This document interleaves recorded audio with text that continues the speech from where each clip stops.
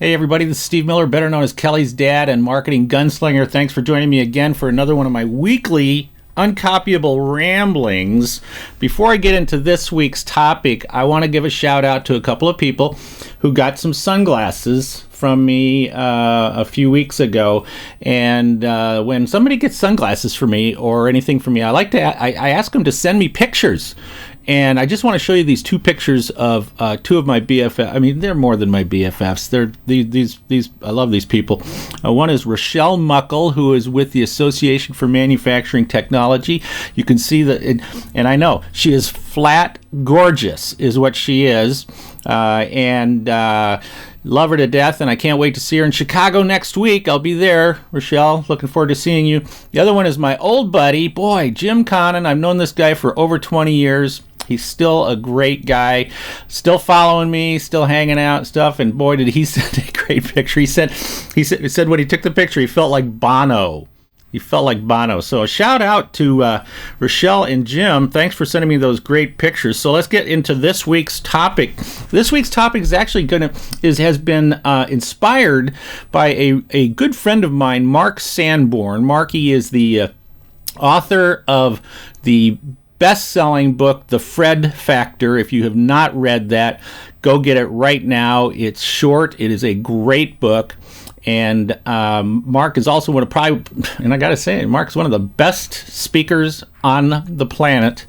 And I would, if you're looking for a great speaker besides moi, then I would certainly say go get Mark. But anyway, Mark had a little issue last week with American Airlines, and he was kind of stuck on a flight, and that's my dog barking at somebody back there, and so he posted a little, and I think it was a Facebook Live video that he posted, and I grabbed it, and I want to show it to you very quickly, and then I want to comment on this. So let's watch Mark's Facebook post right here. Hey, this is Mark Sanborn, American Flight 2362, still stuck in Dallas, Texas. You know, it's been a big week for me. I've dealt with Comcast's terrible service, and now what I'm about to share won't surprise you, but it's still very alienating and aggravating. Our flight took a mechanical a couple hours ago, and I was impressed that they were able to get us a new plane and a new gate in about 45 minutes. We all boarded with no air on, and it was very hot because it's a completely full flight. And after being on the airplane for about 20 minutes, they announced they didn't have a pilot. But the pilots were landing at any moment, and the pilots had landed, and the pilots were on the way. And the pilots must have had to ride horses or swim streams or scale mountains, because that first announcement was made about 5:20, and now it's 6, and the pilots just announced that they needed about 20 minutes, having just arrived to set up the airplane. So to occupy my time, I've been having a Twitter exchange with American. And here's what's fascinating. American Airlines keeps saying, this about 45 minutes ago, we'll have wheels up soon. Sorry, there's no air conditioning. Our flight crew, the flight attendants, pretty sharp. They called maintenance twice in 30 or 40 minutes, couldn't get maintenance to show up to turn on the air. So just as the pilots were coming, a bunch of people were finally allowed to get off the airplane, which means it'll take more time to get them back on the airplane and depart. So we won't be wheels up for probably 2 hours post our scheduled time. A couple things that I want to point out. Number one, stop thanking people for their patience. Most of us aren't patient. We're just tolerant. And so that assumption that we're patient is ridiculous. Say, we're sorry. We really screwed up here, and we're going to fix it as best we can. Number two, fix it. Boy, what a big insight that is. To actually have a mechanic come and turn on the air conditioner to tell the truth, accurate information about when the pilots get here. Oh, by the way, you're going to see my fellow flyers getting back on the airplane right now because, they were smart and got off before they exploded heat stroke. So anyhow, I was going to wait to do this, but I thought, I'm looking haggled, whatever the word is, and sweaty because I've been on this airplane, this flight from Hades from American Airlines. So I just thought I'd share it with you. Let's be polite and professional, but let's speak up and let the airlines and other service providers who charge us a lot of money and drop the ball know they need to get better. Well, hopefully I'll be home in a few hours. See ya.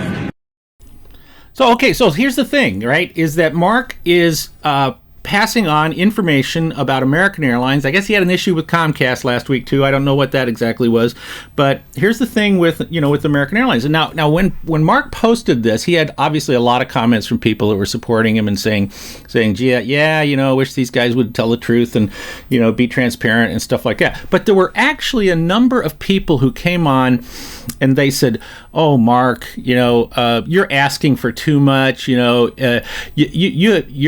not recognizing how hard it is to run an airline and all those moving parts and all those pieces that need to fall into place and all that. And it's so much easier to give a speech and write a book than it is to run an airline." And here's the bottom line, folks. Here's the bottom line. We're all service companies. We all are taking care of our customers. And let me make sure you understand something, okay? Regardless of whether your company is a big, complex company like an American Airlines or it's a simple one-person operation, until your customers are attached to you, until they are emotionally attached to you, to where they literally have a personally vested interest, positive personally vested interest in you, okay, they don't care. They really don't care. They just want you to deliver the goods. But on top of that, people are very, very, they're very smart. They understand that things happen. Things happen, mistakes happen, stuff like with the airlines, those things happen. They get it, all right? So the point with that is, you know what? Don't treat your customers as if they don't deserve to have information, that they don't deserve to know what's going on.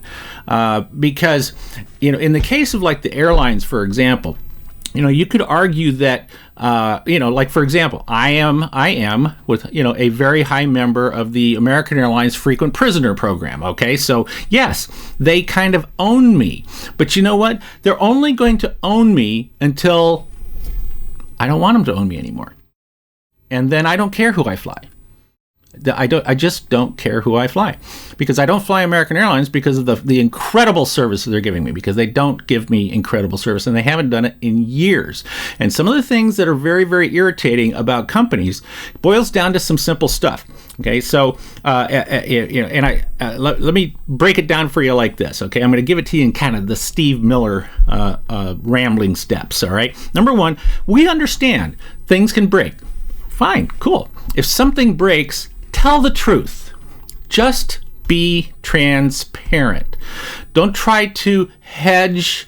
Like when Marky talks about, they say, oh, we're going to board the plane. All right. Oh, well, now we're on the plane. Oh, well, now we have to wait for a pilot. See, they're hedging all the way, as if we're just too stupid to understand that they're just not telling us the truth. And it's one thing to tell a lie, but it's also another thing to just not tell the truth. And that's what airlines tend to do. So, number one, tell the truth to your customers when something goes wrong. Tell them as soon as something goes wrong. Tell them right away. Number two, tell them, talk to them regularly, because silence is hated by customers. There is nothing worse than getting no response whatsoever, no information, no nothing. Silence is hated. Regular, ongoing updates, communications, even if the update is I have no update. Silence is hated. Okay, number three, tell us what you are going to do to fix the problem. Tell us exactly every step of what you are going to do to fix the problem. See, in Mark's case, he said he was very impressed that they found another airplane, okay? And they said, we're going to go try to find another airplane. But they didn't say, well, and then we have to go find a pilot. See, they didn't say any of that stuff. They said that after the fact. They go find the equipment, they find an airplane, they put them on, and then they tell them they have to go find a pilot. See, that's not right. That's not right. Customers do not want to know that. They want to know, what are you going to do every step of the way? Regular updates. Silence is hated. Obviously, apologize for any type of inconvenience or problem that you're causing your customers. Apologize for that. Do what you said you were going to do, and then thank them I loved Mark's term. He said, we are not patient, we are tolerant, and we will be tolerant as long as you apologize and you tell us what you're going to do, and then go out and do it. And then afterwards, after it's all done, when it's all fixed, and you don't just go back to business as usual. Every single one of those people. See, Mark got a personal call from American Airlines afterwards because Mark has a following. Mark has people that are watching this stuff, and and he's a famous author, and he's a top speaker, and stuff like that. And American Airlines does not want people like Mark Sanborn out there doing videos that are putting them down. But you know what? There were probably another 180 people on that airplane. What are you going to do to win them back? What are you going to do to win them back? But you see, in my opinion, American Airlines probably just went back to business as usual, with the exception of contacting Mark because he did that video. I remember a long time ago, there was an ad in a magazine from IBM, and it said in the ad, if your defect rate is 1 in a million, what do you tell that one person? And I thought that was a really, really telling piece of information from them, and hopefully, that's something that we can all learn from. It doesn't matter what our success rate is. If we're not taking care of the people when we make mistakes, then we are making an even bigger mistake. This is Steve Miller, better known as Kelly's dad. Thanks for joining me. If you like this message, please share it with your friends, family, loved ones, four-legged creatures, and anybody else that is standing next to you right now. Join me again next week in my uncopyable ramblings, and always remember, be uncopyable.